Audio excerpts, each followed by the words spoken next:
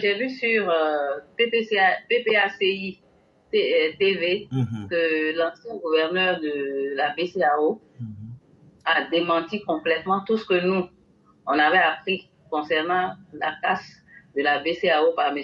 Gbagbo et son équipe. Vraiment, j'ai écouté, c'est contraire à tout ce que moi je sais, que j'ai vécu. Donc, je voulais connaître votre avis, à son avis à ce sujet. Non, mais cher mère, je vous ai toujours dit, quand vous avez une information, regardez la source. Et vous avez donné la source, que c'est sur PPAC, vous avez regardé. Oui. Bon, il n'y a pas de problème. Est-ce que quand vous partez à la prison, là, c'est qui on met à la prison en général? Les malfaiteurs. Est-ce que vous avez une fois été en prison et puis un malfaiteur a reconnu que lui est malfaiteur? Non. Donc, c'est tout. On ne peut jamais prendre quelqu'un qui est un braqueur et puis va dire, bon, moi, je suis un braqueur. Non, non, non. En fait, il cherche désespérément à tromper les gens. Sinon, le verdict est là. Pourquoi? Depuis qu'ils ont été jugés, ça fait combien d'années? Depuis 2018. C'est maintenant que eux, ils disent qu'il y a un document qui est sorti, c'est faux.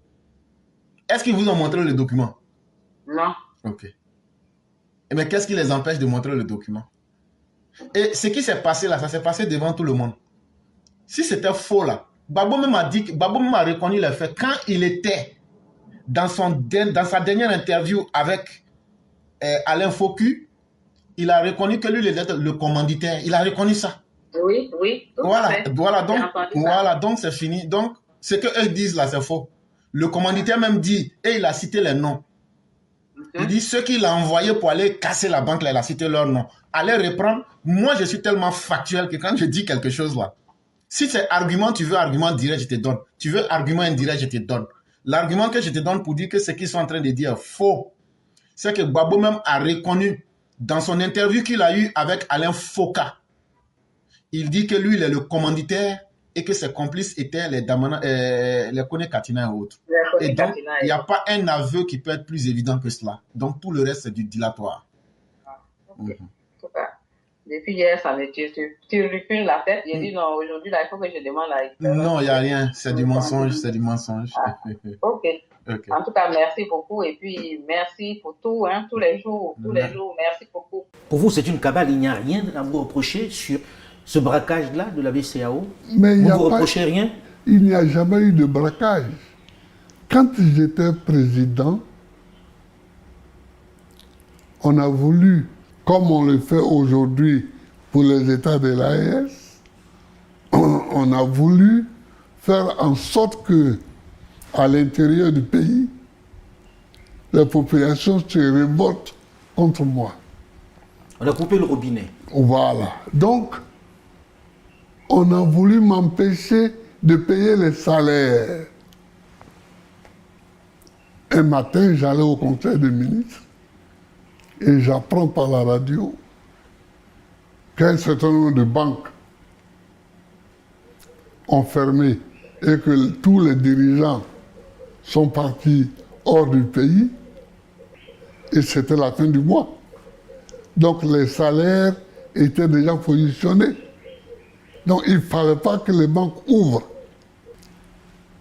Donc j'ai décidé, arrivé au Conseil des ministres, de nationaliser ces banques-là et d'y affecter illico presto des Ivoiriens qui ont procédé au paiement des salaires. C'est ça le braquage? C'était le braquage, ça. Donc on ne vous accuse pas de vous être enrichi avec ça, c'est d'avoir payé les salaires. Voilà. Et donc, on a payé tous les salaires. Et quand on a vu que le braquage ne prenait pas avec moi, c'est là qu'on a décidé de me vitrifier. Donc, il y a quelqu'un qui, me semble-t-il, selon Mère Sali, qu'on aurait demandé combien Laurent Gbagbo a volé. Il n'y a pas de problème, on va lui donner la somme. Mais d'abord, est-ce que Laurent Gbagbo a volé? On va commencer dès le début et puis on va vous donner la somme. Mère Sali, je vous ai apporté un lien, mettez ça dans le direct pour que tout le monde voit. Mais on va écouter ça d'abord ici ensemble pour voir si Gbagbo a réellement volé ou pas. Du fait qu'on m'accuse d'avoir braqué la BCAO, c'est-à-dire la Banque centrale des États de l'Afrique de l'Ouest. Voyez-vous, Gbagbo Laurent en train d'aller braquer une banque. Vous n'avez pas donné d'ordre d'aller braquer cette banque? Bon, donc, c'est grotesque. C'est grotesque, mais c'est tout ça la bataille. C'est-à-dire que on ne recule devant rien pour nous contrer. Pour vous, c'est une cabale, Monsieur le Président? Mais dès qu'ils ont su que j'étais en train d'être acquitté à la CPI, ils ont montré quelque chose ici. Parce que pour eux, ils m'avaient envoyé à la CPI. C'était ad vitam aeternam. Or, voici que je m'apprêtais à revenir. Donc, ils ont monté une petite cabale. Pour vous, c'est une cabale, il n'y a rien à vous reprocher sur ce braquage-là de la BCEAO? Mais vous ne vous reprochez rien? Il n'y a jamais eu de braquage. Quand j'étais président, on a voulu, comme on le fait aujourd'hui pour les États de l'AES, on a voulu faire en sorte que, à l'intérieur du pays, la population se révolte contre moi. On a coupé le robinet. Voilà. Donc, on a voulu m'empêcher de payer les salaires. Un matin, j'allais au conseil des ministres et j'apprends par la radio qu'un certain nombre de banques ont fermé et que tous les dirigeants sont partis hors du pays et c'était la fin du mois. Donc les salaires étaient déjà positionnés. Donc il ne fallait pas que les banques ouvrent. Donc j'ai décidé, arrivé au conseil des ministres, de nationaliser ces banques-là. Comment on peut nationaliser quelque chose qui est une institution sous-régionale, qui n'appartient pas à ton pays? Comment tu peux nationaliser ça? Retenez ça bien. Et d'y affecter illico presto des Ivoiriens qui ont procédé au paiement des salaires. Maintenant, les 10 salaires.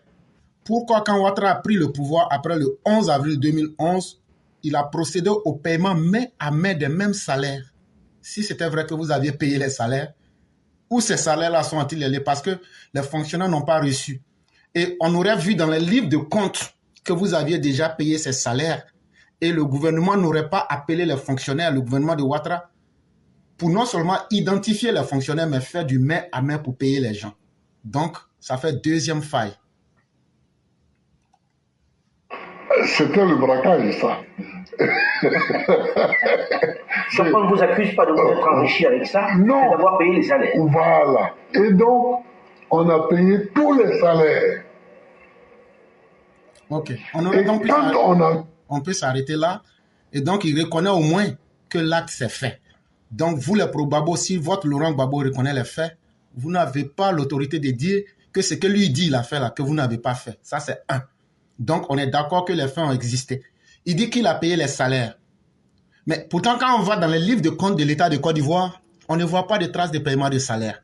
Comme il reconnaît avoir pris l'argent et fait des transferts, qu'il revienne nous dire à qui l'argent est parti. Sinon, si l'argent avait été donné aux fonctionnaires, le président Ouattara a pris le pouvoir le 11 avril 2011 et il a procédé avant la fin de ce même mois d'avril au paiement main à main des fonctionnaires pour non seulement identifier les fonctionnaires qui étaient vivants, ceux qui étaient sortis du pays et ceux qui étaient présents. Mais mieux, celui qui est ici a demandé, Gbagbo a volé combien? Gbagbo a volé 300 milliards. Je l'ai dit et je m'explique. Il y a un lien que je viens de mettre. Nous ne sommes pas des idiots. En 2010, au moment où Laurent Gbagbo laisse le pouvoir, là, la masse salariale de l'État de Côte d'Ivoire était de 800,3 milliards de francs CFA en 2010. Aujourd'hui, en 2015, la masse salariale a augmenté à 1331,6 milliards en 2015 et ça continue encore. Mais prenons les anciens chiffres. La masse salariale était de 800,3 milliards de francs CFA en 2010. J'ai dit qu'on était 4 condamnés. Les 3 autres sont amnistiés. Et moi seul, je ne suis pas amnistié. Enfin, comment voulez-vous qu'on traduise cela? Que vous étiez le chef braqueur. Non, ils ont désigné le chef braqueur dans le jugement, que c'était Kone Katina, le ministre du budget. Et moi qui ne suis que l'inspirateur du chef braqueur, je veux dire que c'est d'un ridicule et d'un grotesque. En tout cas, merci, Monsieur le Président, de nous avoir reçus. Merci. Merci de nous avoir accordé cet entretien. Merci. Cet entretien est à présent terminé.